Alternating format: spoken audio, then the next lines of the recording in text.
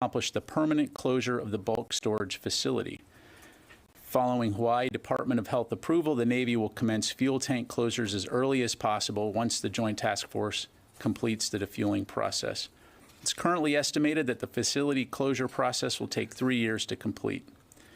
As the Navy moves forward, it will work in lockstep with the local community and closely coordinate with the Hawaii Department of Health to finalize the closure plan and determine a potential beneficial non-fuel reuse for the Red Hill facility site.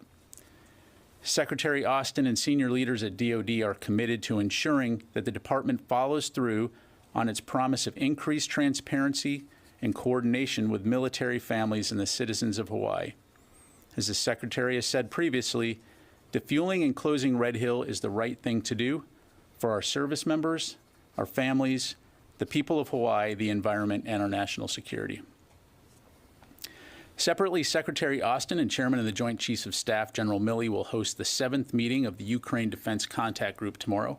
The meeting will be hosted virtually here in the Pentagon and will allow for the Secretary, the Chairman, and senior defense leaders from around the world to discuss ongoing efforts to supply Ukraine with the means it needs to defend its sovereignty from further Russian aggression. Additional information will be forthcoming. And finally, Secretary Austin will depart Friday for a trip to Canada, Indonesia, and Cambodia. In Nova Scotia, he will deliver keynote remarks at the 2022 Halifax International Security Forum, centered on the department's efforts to build a more resilient security architecture in concert with allies and partners across the Indo-Pacific and Europe. He'll also meet with Canadian Minister of National Defense Anita Anand to discuss the close defense relationship between the U.S. and Canada and the importance of strategic investments in defense capabilities. From there, Secretary Austin will travel to Jakarta, where he'll meet with senior government and military leaders as the United States and Indonesia work to chart an ambitious course in our mutual defense partnership. And in Cambodia, Secretary Austin will participate in the 9th ASEAN Defense Ministers meeting, also known as ADMM+, alongside the 10 ASEAN member states and 8 dialogue partners. This will be Secretary Austin's first in-person participation at the forum, which was conducted virtually last year due to the COVID pandemic, and one which continues a long tradition of U.S. Secretary of Defense representation at the ADMM+. And with that, I'll be happy to take your questions. We'll start with Associated Press. Lita Baldor. Hi, Pat, thank you very much. I realize this is going to be irritating, but I know you said you don't have any information on the Russian strikes. Is there any suggestion or sense that the U.S. believes this is not accurate? Are you looking into it?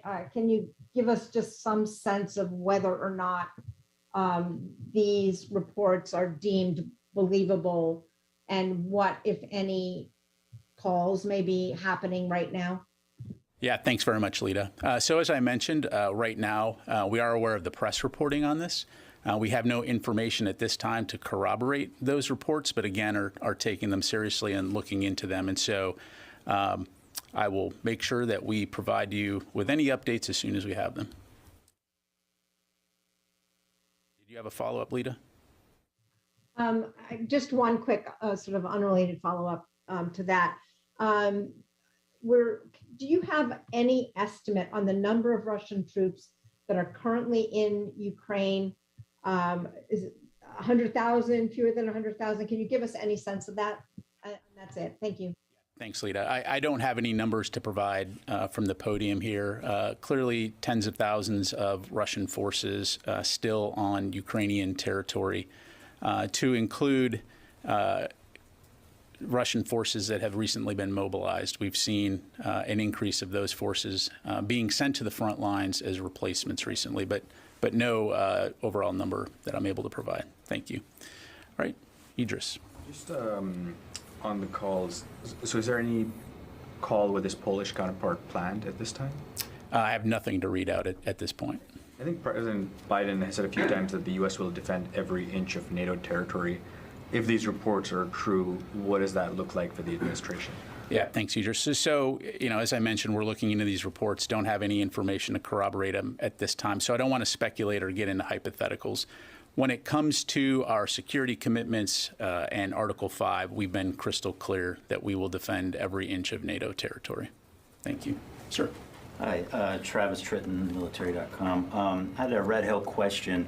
You said 1 million gallons of fuel had been removed from the pipes, and just so I understand it, so is this like the residual fuel that was like out in the pipes, and That's then exactly that right. leaves, it leaves the fuel that's actually in the tanks to be removed? That's exactly right. So the process is known as unpacking, and it's to do exactly that. Before they can remove the fuel from the tanks themselves, taking out that residual fuel from those lines to ensure that there is no environmental damage or hazards or leaks as they conduct that process. Okay. And do you have an amount of the total fuel that's left in the tanks themselves? I don't have that in front of me. JTF Red Hill may be able to provide that information for you. Thank you. Okay, ma'am. Hi, Brady Vincent from Defense Scoop. On his trip to the Middle East this week, Undersecretary for Defense Policy, Dr. Colin Kahl, is stopping in Bahrain and visiting Task Force 59, which really specializes in maturing the Pentagon's unmanned and uncrewed systems.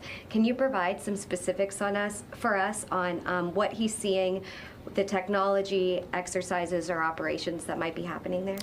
Yeah, thanks very much for the question. So, as you mentioned, the Undersecretary is in the Middle East on a trip right now. We will aim to provide a readout of that trip, and certainly can get back with you in terms of some of the things that he was able to accomplish during that time. I don't have anything to provide specifically for you right now, but we can get back to you on that. Thanks. And since he is the Undersecretary of Policy, can you tell us a little bit about what he is doing to inform policies while he's there as well? Why there and why him? Sure. Well, it's very common for the Undersecretary and a lot of our defense leaders to travel and to meet with various DoD and international leaders to help better inform the decision-making and the policies of the department. And so this is a long planned for trip, and it provides him with an opportunity to gain insight into the kinds of key defense decisions that we're making here before we make them. So thank you. Can I follow that, sir? Absolutely, Tom. Thank you. Is he going to attend the Bahrain gathering that Secretary Austin went to last year? The Manama Dialogue? Yes, sir. I will confirm that. I believe that's the case, but let us come back to you on that. And on the task force that Brandy mentioned, is that the same as the unmanned drones, that surface drones that the U.S. has employed in the Arabian Sea? The USVs? Yeah. We'll double check on. Okay, thanks. Yeah, thanks. Oren.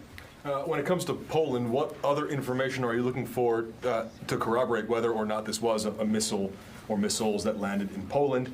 And if in fact it is, as it appears to be, does that necessitate a military response? Again, I'm not going to get into hypotheticals or speculate. As I mentioned, we have no information right now to corroborate that there has been a missile strike. Again, we're looking into it. As you know, we have a wide variety of means at our disposal to verify information. And so when we have something to provide, we will. Thank you. Qasim. Just a And follow-up then I'm going on- to go to the phones here. Yeah, General, just as a policy, do you consider these types of, like, as we see in Poland case, these types of landings as a miscalculation or something that triggered the Article 5? I'm not asking about Right, this. and again, as I'm sure you can appreciate, I'm not going to speculate about potential ifs and thens, right? I'm going to deal with facts, and so let's get the facts, and then we'll go from there. But everybody is reporting based in reference to the U.S. intelligence. So U.S. intelligence has already disseminated the information that actually those missiles. Is that a statement of fact, or are you asking a question? No, I'm asking. I'm saying that isn't it interesting that the U.S. intelligence has and the U.S. military doesn't have? Well, and I'm telling you as the Pentagon press secretary that I have no information to corroborate that and that we're looking into it. So we'll just leave it there until we can get more information. Let me go out to the phones. Carla Babb, VOA.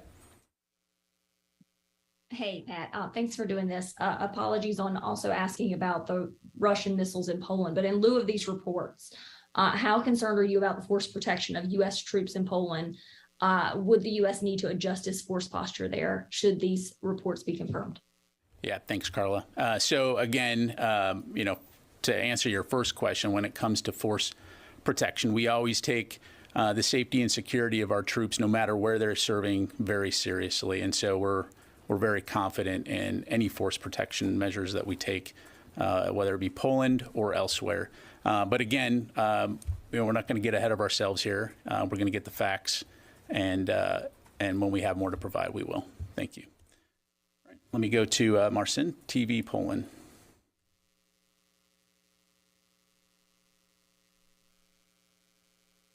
There? Okay, nothing heard. Let me go to Caitlin Dornbos. Hi there. Hey, this is happening. The reports of this Polish attack is happening right before the Ukraine Defense Contact Briefing, a group meeting. I'm wondering if there's any plans to talk about this at that meeting as well. Yeah, thanks, Caitlin. So the contact group meeting will focus on a couple of things. One, our Ukrainian partners will provide an update in terms of a battlefield assessment, what they're seeing on the battlefield, and then the conversation will pivot to a robust discussion on Ukraine's security needs. And so following the conclusion of tomorrow's contact group, we'll certainly have much more information to provide in terms of the outcomes of that. But it should be a good discussion and, again, an opportunity to connect with our Ukrainian partners to see how we can best support them in their ongoing fight against Russian aggression. Thank you. Thanks. Just to follow up on that, so when the last contact group meeting happened, the kind of priority was air defense. Is that still the case now? What's sort of the main thing the U.S. is looking to achieve out of this meeting, if there are any more details you can provide on that? Sure. Well, I'd say up front that in a lot of ways, Ukraine will drive the prioritization in terms of what's most important to them. They're the ones that are on the battlefield, and they're the ones that continue to press the attack in terms of their counteroffensive. And so certainly, as evidenced today by Russia's airstrikes, missile strikes against civilian targets in places like Kyiv, air defense continues to remain a priority, and we'll continue to work with Ukraine on how we can best support them from an air defense standpoint. But we're also going into winter, so we'll be discussing other aspects in terms of what kind of support can we provide in terms of their ground combat capabilities, their cold weather capabilities, and also addressing what we can do to support them from an energy infrastructure standpoint. Okay, ma'am. Yes, is North Korea still transporting artillery to Russia? And if so, have they started transporting other things than just artillery? Also, is it only through North Africa, Middle East, any other areas? Yeah, so I appreciate that. So I don't have any specific updates to provide other than, again, we do assess that Russia is seeking to obtain ammunition from North Korea, and that North Korea is looking to covertly provide that, again, as you highlight, through North Africa and the Middle East. But at this time, that's about as much information as I'm going to be able to provide. And a follow-up, would any of our allies be willing to stop this transportation? It's a great question, but I don't want to speak for our allies. Again, it's something that we'll continue to look at very closely. And again, it's just indicative of the fact that Russia finds itself having to deal with countries like Iran and North Korea in terms of replenishing its own stocks. Contrast that to what you see with the United States, the international community, and Ukraine in terms of the robust defense industrial base that we have at our disposal to support Ukraine in its fight. Thank you. Laura. Thank you. Can you talk about the missile strikes on Kiev today? Was Ukraine able to intercept any of those missiles? So this is something that we're continuing to monitor. It's still very early. We, as you highlight, we know that there have been a number of missile attacks. We assess right now that those were launched from airborne platforms, so Russian aircraft. But at this point in time, we just don't have any details to provide. So we'll continue to monitor. Just to follow up, does the fact that the Russians are using their Air Force now, are they using their Air Force now more than they were before? Is that something that is a concern to the department?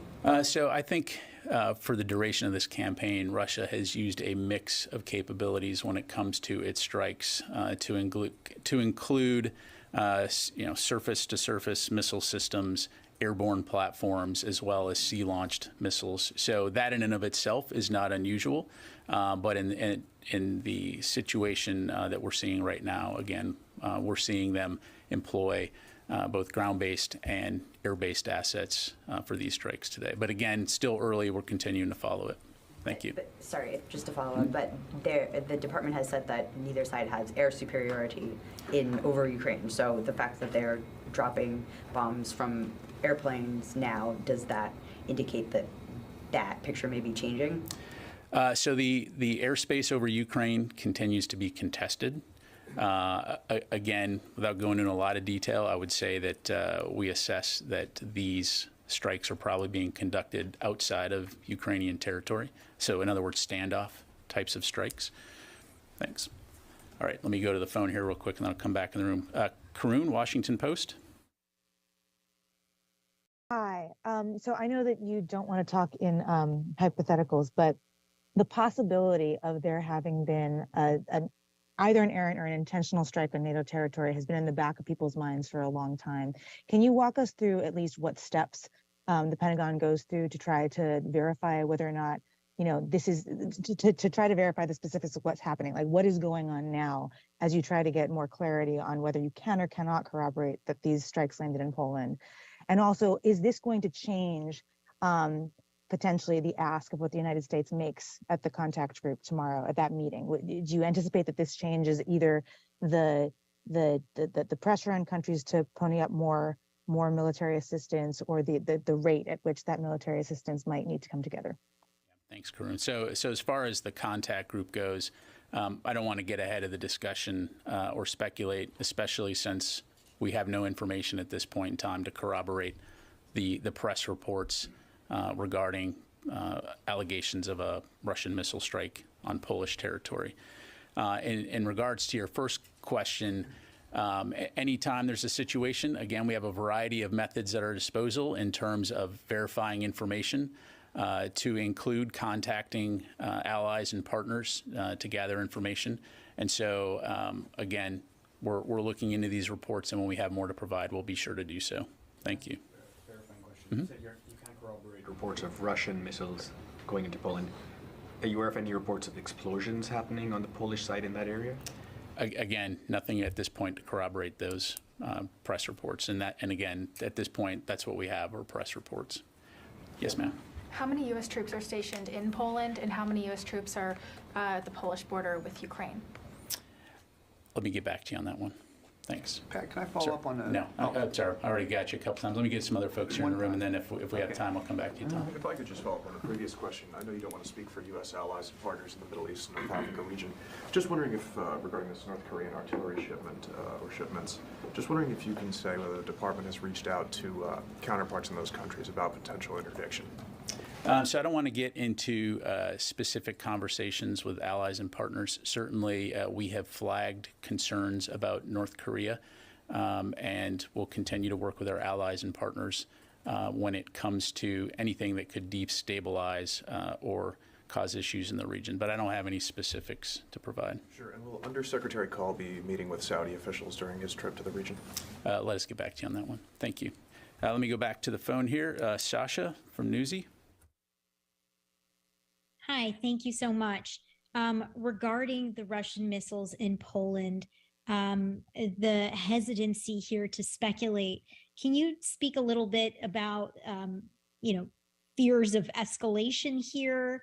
As was mentioned earlier, the idea of the U.S. defending every inch of NATO territory.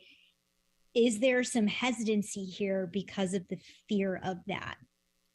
Well, I think we want to deal with facts. And so, again, we've seen the press reports. And as I mentioned before I walked in here, no information to corroborate these reports at this time. But again, we're taking them seriously and we're looking into them. And so I think it's incumbent on all of us to get the facts before we start speculating or jumping to conclusions. And then we'll go from there. Thank you. We go to John Ismay, New York Times. Yes, hi. Yesterday we heard that missile and drone strikes, or sorry, Russia's missile and drone strikes had slowed a bit since the end of October. And I was wondering if you could provide any more detail with that in terms of numbers or say percentage reduction. Really, any additional detail would be helpful.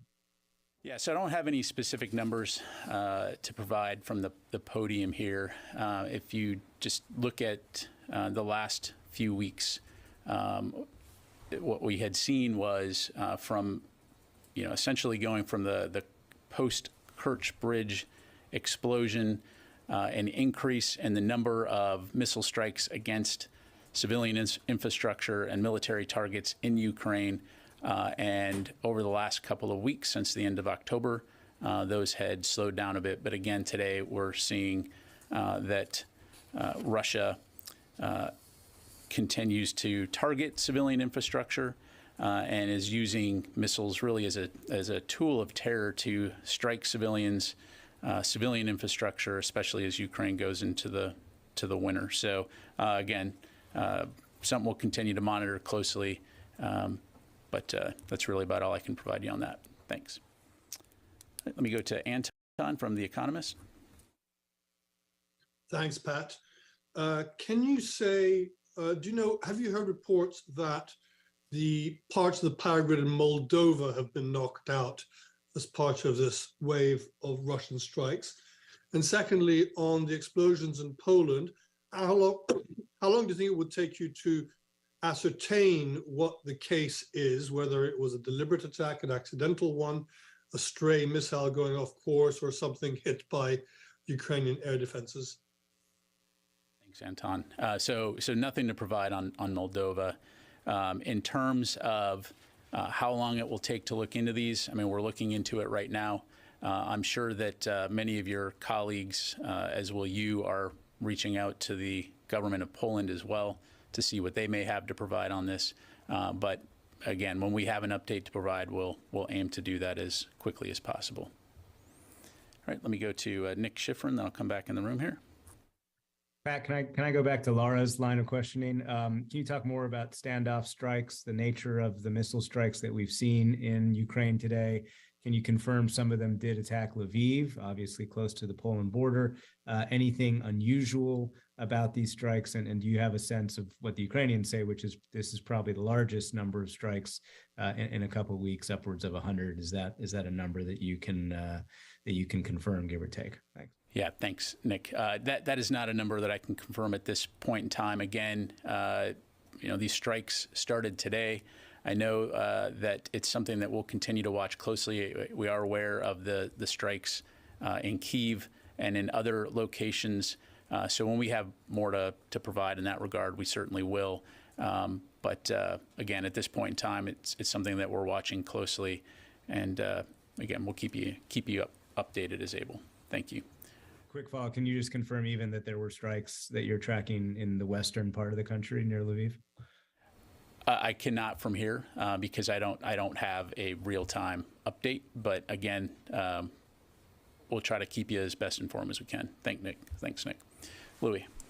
Last week there was reporting that the United States and South Korea had worked out a deal for the United States to purchase artillery shells from South Korea and then potentially pass them on to the Ukrainians. Has there been any progress in that since the earlier statement that we got last week on that? Yeah, so what I would say is that the U.S. works with a lot of different countries in terms of working with their defense industrial base to identify opportunities to purchase munitions when it comes to not only providing them to Ukraine, but also replenishing one another's stocks. And so I don't have any announcements to make right now, but if and when we do, we'll be sure to do that. Thank you. So there will be an announcement when a deal is concluded. Is that what you're saying? If and when we have something to announce, we'll do that. Thank you. All right, we've got time for a couple more. Yes, sir, and then I'll go to you, Tom. Thank you, sir. Gary Renaud with the Diplomatic Times. Question on the U.S. defense posture in the Horn of Africa. In May, President Biden authorized the Pentagon to redeploy American troops into Somalia. Can you tell us how many U.S. troops have actually deployed in Somalia as of yet, and what are their role? And also on these U.S. AFRICOM airstrikes in Somalia, where are they originating from? Thank you. So as you highlight, the U.S. does have a defense relationship with Somalia in terms of advising and training. In terms of the numbers, I don't have any specific numbers to provide. But again, this is an important counterterrorism relationship. We'll continue to work with the Somali government in terms of addressing terrorist threats like al-Shabaab. Thank you very much. All right, and Tom. Yeah, I just wanted to follow up what you said tomorrow. You may talk about some winter supplies for the Ukrainians. And last week when Sabrina briefed, you mentioned that there was supplies for winter there. Could you at some point break that down for us like you did the first time, what exactly you're sending over? Sure. Thank you. Absolutely. Okay, thanks very much, everybody. Appreciate it.